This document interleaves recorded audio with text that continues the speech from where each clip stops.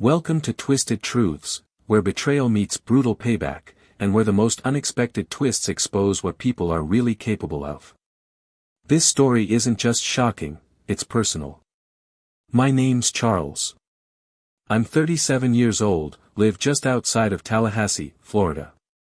Been an HVAC tech for nearly 15 years. Quiet life. Own my own house. Paid off. Built a guest house in the back with my own hands. And 3 years ago, I made a mistake I didn't know was a mistake, yet. Her name is Elena. My niece. My sister Monique's daughter. When Monique passed away from breast cancer, Elena was just 17. My uncle, Randall, took her in after the funeral. Raised her. Or tried to, anyway. But truth is, Randall couldn't tell that girl no to save his life. At 22, fresh out of college with no job and no direction, Elena called me crying. Randall had gotten remarried and things weren't the same anymore.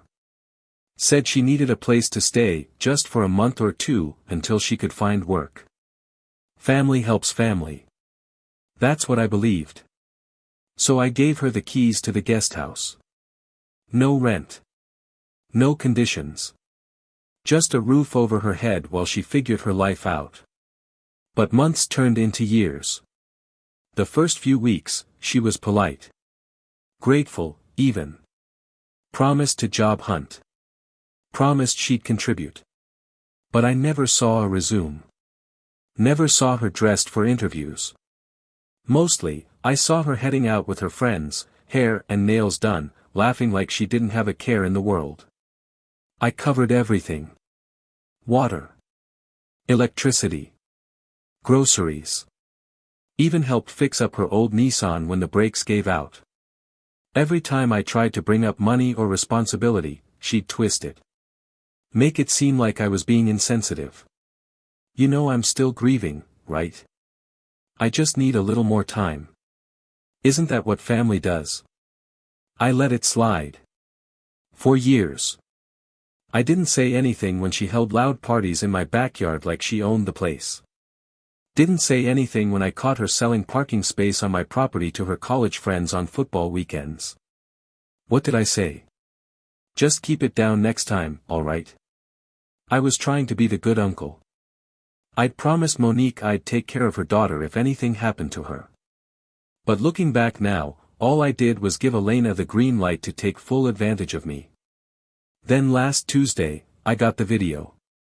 It came from Randall, no message. Just a file. I opened it and sat there stunned. Elena, my niece, the girl I fed, housed, and protected, was drunk at a bar, laughing with friends. Laughing at me. You don't get it, she slurred into the camera, drink in hand. Uncle Charles is the biggest clown in Florida. I've been living rent-free in his little dollhouse for 3 years. Free food. Free bills. He won't do anything. He's too nice. Too weak. Her friends laughed and toasted. To Uncle Charles, the human doormat. I didn't cry. I didn't even throw my phone. I just watched the video 3 times, each time feeling something inside me quietly, snap. She thought I was weak. No, I was loyal. She mistook kindness for submission. Big mistake. But in that moment, sitting in the same kitchen I bought groceries for both of us with my own money, I realized something that changed everything. I hadn't failed her by being strict. I had failed her by not letting her fall. And now, it was time to stop being the floor she walked on. The morning after I saw that video, I couldn't move. I sat on my porch for almost 2 hours, just staring at the guest house. My coffee had gone cold, and the sun had already burned off the mist, but I was still sitting there, silent, numb. I wasn't angry. I was ashamed. Not just at Elena, but at myself. At what I'd allowed. At how I'd turned my home into a hotel with no rules and no checkout time. At how easily someone could mock me for trying to be decent. For years, I told myself I was honoring Monique's memory. That if I gave Elena patience and time, she'd become someone my sister could be proud of. But that wasn't happening. Instead, I watched a girl I once held in my arms at her mother's funeral turn into someone who toasted to my stupidity in a bar full of strangers. That was the part that hurt the most. She didn't just take my kindness for granted, she weaponized it. She used it to make herself look clever, powerful.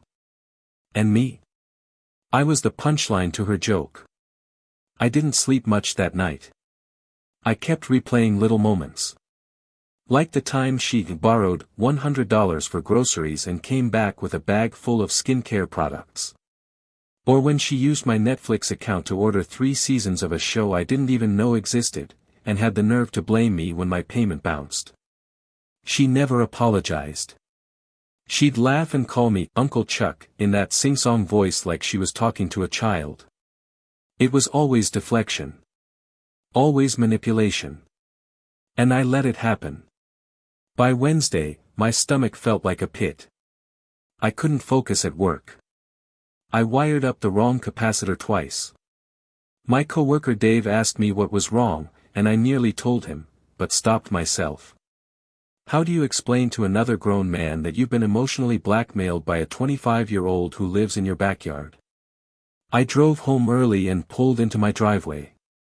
Elena's Honda was parked crooked across 2 spots again.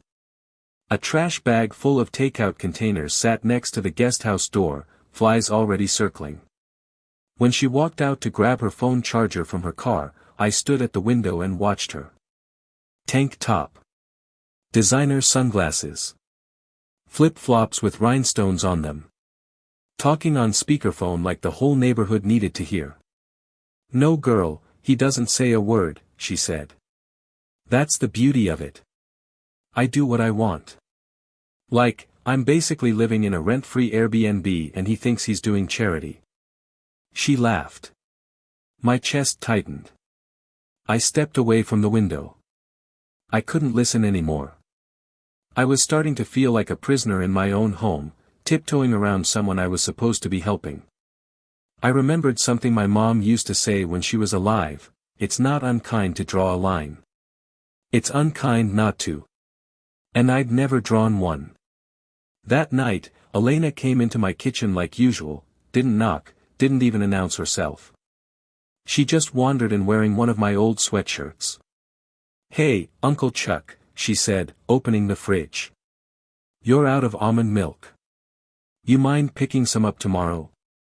I nodded. "Sure." She paused. "You okay? You look weird." "Just tired." She shrugged. "Okay, well, I've got people coming over Friday. Is it cool if we use the patio?" I nodded again. "Of course." She smiled. "You're the best," she said, and walked back out. And I just stood there, watching the door swing shut behind her, wondering how long I'd let her walk through my life without ever asking her to wipe her feet. That was the moment I realized something deep. Elena wasn't going to change. I had to. And the first step? Stop making excuses for the one person who had never made any for me. I pulled out my phone and found the number for a real estate lawyer a buddy at work once recommended. I didn't know what I'd say. Didn't even know what kind of case I had. But I knew one thing for sure. This wasn't going to end with another quiet night and another sarcastic, "Thanks, Uncle Chuck." It was going to end with me getting my house, and my dignity, back. The lawyer's name was Andrea Cho. Calm, direct, no nonsense. When I told her I had a long-term guest who hadn't paid rent in over 3 years, she didn't even blink. "You're dealing with what we call an implied tenancy," she said. "Florida law considers that a month-to-month rental. You can absolutely issue a termination notice, especially since there's no lease. And what if she refuses to leave? Then we go through formal eviction. But I recommend giving her 30 days notice, no less. Keep it clean and legal. She'll either comply, or she'll try to fight it. But if you've got proof she's never paid rent, never signed a lease, and that you've asked her to leave, it's a straightforward case. I almost laughed at straightforward. There was nothing straightforward about this situation. It was messy. Personal. But I thanked her, paid the retainer, and gave her Elena's name and the address of the guest house. We filed the 30-day notice that afternoon. I didn't tell Elena right away. I let the process server do his job. I wanted it to come from someone else, someone official. Because the second I tried to talk to her myself, I knew she'd weaponize the tears again. And I wasn't falling for it this time. The server delivered the paperwork on a Monday afternoon while I was at work. At 2:12 p.m., my phone lit up with a string of frantic calls from Elena. I didn't answer. At 2:47, I got a text from Randall. "What the hell, Charles? You're kicking Elena out?" I didn't answer him either. By the time I got home that evening, I expected war. But Elena wasn't storming across the yard or banging on my door. In fact, the house was quiet. Too quiet. I walked inside, heart pounding, unsure what I'd find. Then I saw the envelope. It was sitting on my kitchen table. Inside it, a USB drive. No note. Just the drive. And I knew immediately, it had to be from Randall. I plugged it into my laptop, and a single file popped up. A second video. But this one made my blood run cold. It wasn't just Elena mocking me. It was Elena, and Randall. They were sitting in his backyard, drinks in hand. Laughing. "She'll never leave," Randall said. "Charles doesn't have it in him. He's too loyal. Too damn nice for his own good." Elena raised her glass. "I told you. 3 years rent-free and he still calls me sweetheart. Like I didn't flood his laundry room twice." They both laughed. "He thinks I'm grateful," she said.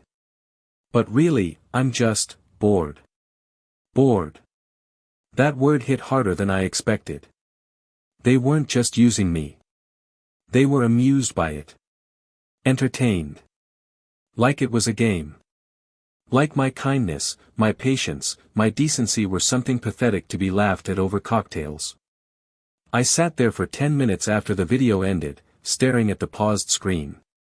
That was the moment the whole picture snapped into place. Randall hadn't just enabled her, he'd coached her. He'd set the tone years ago. The poor grieving girl routine. That wasn't a defense mechanism. That was training. And all this time, I thought he was oblivious. No. He was complicit. He sent me that first video for a reason. To warn me. To test me. Maybe both. But one thing was clear, this wasn't just Elena's betrayal. It was family-wide. I'd never felt more alone. But here's the thing about loneliness, once you stop depending on people to do the right thing, you're finally free to do it yourself. I took that video and saved it to multiple drives. Then I opened my laptop and started gathering everything, screenshots of texts from Elena about groceries, the Venmo request she once sent me for a spa day she thought I'd support, photos of parties, trash, broken fences, beer cans in my backyard. I wasn't just evicting her. I was building a record. Because I had a feeling this was going to court. And this time, I wasn't showing up unprepared. By the time the 30-day clock hit day 10, I had a folder so thick it could have been mistaken for a civil lawsuit. I wasn't planning on suing Elena, but I was preparing for war if she decided to make good on her threat to sue me. And I wasn't just planning defense. I was planning retribution. No more guilt.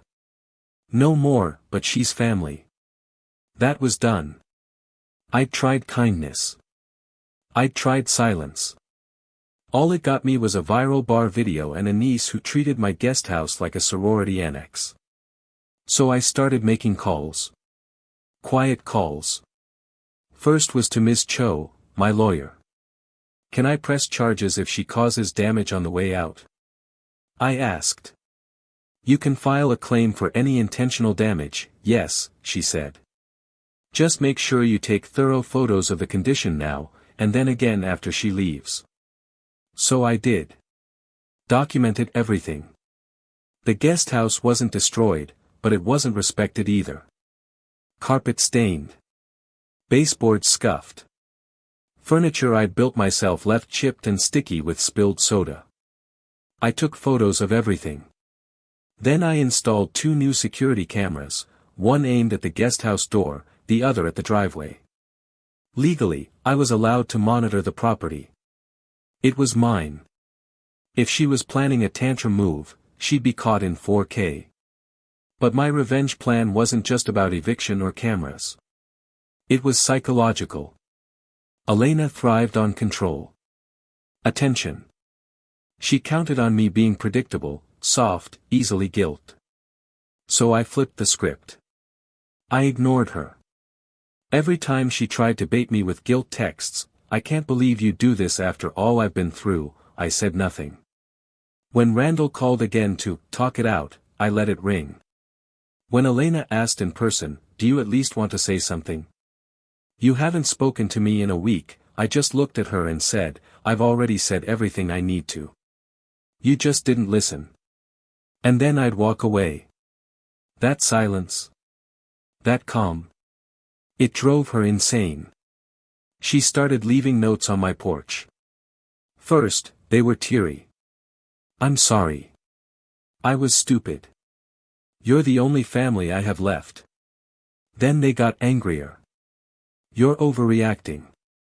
You're not even giving me a chance to explain. I'll tell everyone what kind of man you really are." Ah. There it was. The mask slipping. She didn't know that Randall had sent me the second video. I hadn't responded to it. Hadn't acknowledged it. That was by design. I wanted her off balance. Let her think I was evicting her because of the first video, the one at the bar. Let her scramble to justify it, twist it, pretend it was taken out of context. She didn't realize the full house of cards was collapsing behind her. And then I did something that sealed the deal. I printed out her bar quote, the one where she said I was too weak to ever kick her out, and I left it on her porch. No note. Just the printed transcript of her own words. The next morning, I found it shredded and soaked in what I assume was coffee. She was unraveling. Day 17, she showed up at my job site. In pajamas. Screaming. Crying. "Uncle Charles, please. I'll pay rent. I'll pay utilities. I'll even pay you back, I swear." I calmly walked her off the property. "This is my job. You're trespassing. I'm begging you." My co-workers, who had seen the video too by then, stood awkwardly watching. "Stop embarrassing yourself," I said. "It's too late." She collapsed in the dirt next to the work van. Crying like she was 12 again. But I didn't bend. Because behind those tears was the same girl who laughed while mocking me to strangers, who raised a glass to my weakness, who thought she was untouchable. And now. She was out of time. By day 21, the weather turned cooler, but Elena's desperation turned hot. She stopped pretending to be apologetic. The messages shifted to passive-aggressive rage. "You're going to regret this. You really think you're the hero here? I hope that empty guest house keeps you warm when no one wants to visit you anymore." I didn't respond. I didn't even flinch. I had something she never expected, peace. And a plan she never saw coming. I made 2 final moves that week. First, I printed off the lease agreement for a new tenant. A local middle school art teacher named Yvonne, soft-spoken and respectful. I hadn't planned to rent it so soon, but she needed housing fast, and her references were golden. She'd move in 2 weeks after Elena's deadline. Which meant if Elena caused any damage during move-out, it wasn't just inconvenience, it was breach of my new agreement. Which made the legal consequences even heavier. I made sure to mention that, casually, when I passed her on the way to my car. "Elena, just so you know, I have someone moving in after you. So let's make sure the place is clean, yeah. I'd hate to involve law enforcement if things go sideways." Her eyes narrowed. "You're replacing me already?" "I'm reclaiming my space. There's a difference." Second, I uploaded both videos, the bar scene and the one with Randall, to a private cloud drive. I attached them to an email I scheduled to send to 3 people. My cousin Brielle, the only family member who still asked how I was doing. My old church friend Mason, who knew both Randall and me since high school. And Randall himself. The email subject line was simple: when you lie about someone, make sure they don't have receipts. The email was set to go out at 5 p.m. on the day Elena's eviction was final. That Friday, I came home from work early. Elena's car was gone. The guest house looked dark. I walked around the side and tried the door. Unlocked. I stepped inside slowly, and blinked. It was empty. Not spotless, but no trash, no furniture, nothing broken. I checked the bathroom. Clean. The tiny fridge. Wiped down. The only thing left.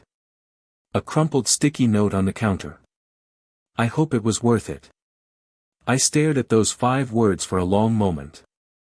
Then folded the note and tossed it in the trash. When I stepped back outside, the sky was just beginning to glow with the edge of sunset. She was really gone. It was over. I stood in the silence for a long time, breathing deeper than I had in years. I didn't feel triumphant. I didn't feel victorious. I felt free. That night, at exactly 5 p.m., the email went out. At 5:07, my phone rang. Randall. I let it go to voicemail. At 5:12, Brielle texted me. "OMG. You were protecting her this whole time. I'm so sorry I doubted you." At 5:26, Mason replied. "Knew something felt off. You did the right thing, brother. Don't let them gaslight you." At 6:02, I finally listened to Randall's voicemail. "Charles. I got your email.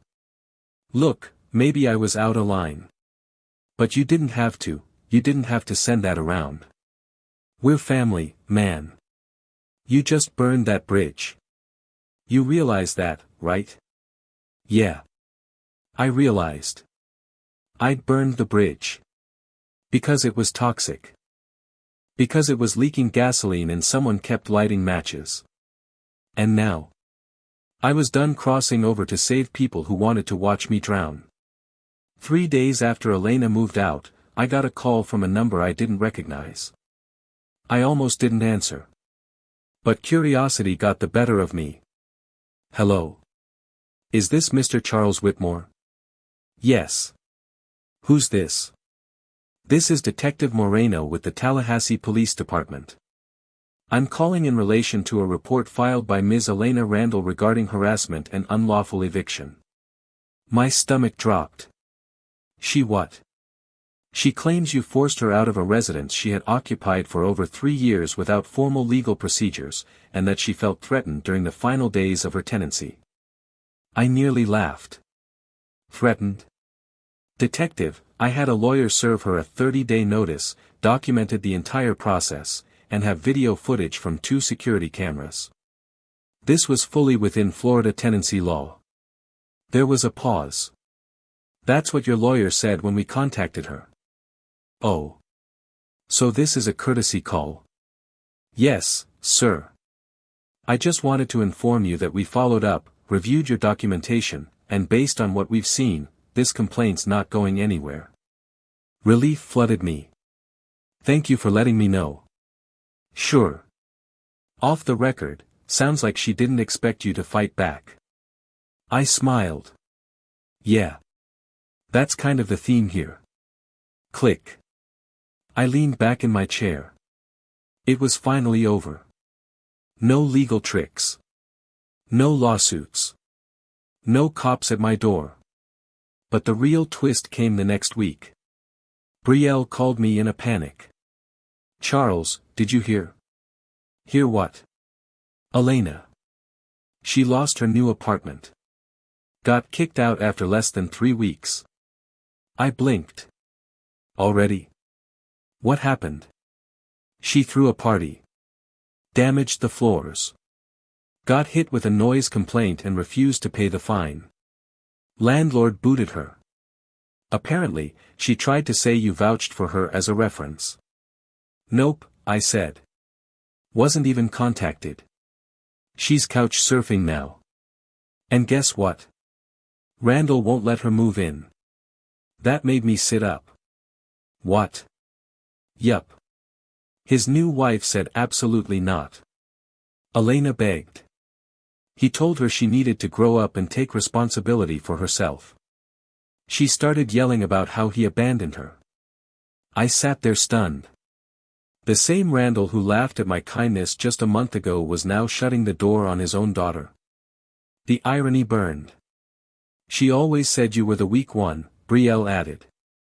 "But turns out, you were the only one strong enough to finally teach her accountability." That hit me hard. Because it was true. All those years I thought I was being spineless. No. I was waiting for someone else to step in. For Randall to parent. For Elena to mature.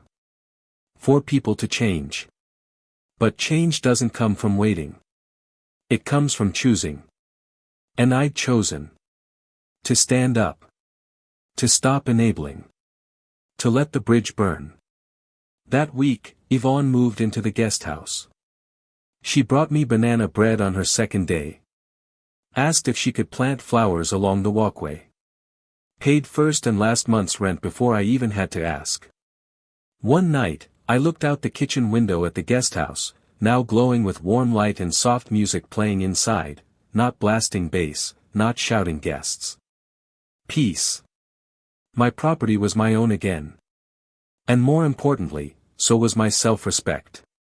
In the end, truth has a way of surfacing, even if it comes twisted through pain and betrayal. As one wise voice once said, sometimes your greatest enemy was once your closest ally. If this story struck a chord with you, let us know in the comments. And don't forget to subscribe, share, and spread the word, because justice deserves to be heard. Twisted Truths. It's been 6 months. 6 quiet, calm, peaceful months. The guest house now smells like lavender, not stale beer.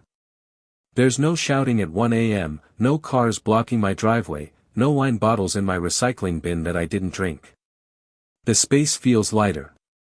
I feel lighter. But sometimes, I still get questions.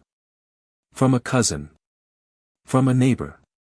Even from some nosy coworker who heard some drama about my niece. "Charles, don't you think you were a little harsh? Couldn't you have just sat her down and talked it out? She's young, man. You should have been patient." That's the funny thing about setting boundaries, people who benefit from your silence always call it cruelty when you speak up. And for a long time, I questioned myself too.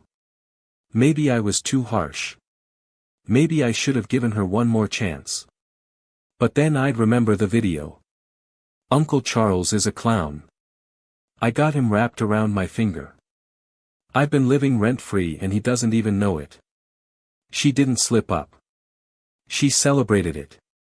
She raised a glass to it. And even then, I gave her a month's notice. I let her leave with dignity. I didn't scream. I didn't fight. I didn't expose her publicly. She tried to ruin my reputation. She tried to weaponize guilt. She tried to twist the story so I looked like the villain. But the truth? I saved her from becoming even worse. And I saved myself from being destroyed in the process. A few weeks ago, I got a letter. No return address. Sloppy handwriting. I almost threw it away. But something told me to open it. Inside was a folded piece of notebook paper. "You were right. I messed up. I don't expect you to forgive me. But I had to say it. I was angry because you finally did what nobody else ever had, you stopped letting me get away with everything. And I didn't know what to do with that. Tell Yvonne thanks for the flowers. They look nice. No signature. No return address. But I knew it was Elena. I didn't respond. I didn't need to. That letter wasn't for me, it was for her. Her first taste of accountability. Maybe she'll grow. Maybe she won't. That's not my job anymore. My job was to protect what I built. My home. My peace. My future. And I did.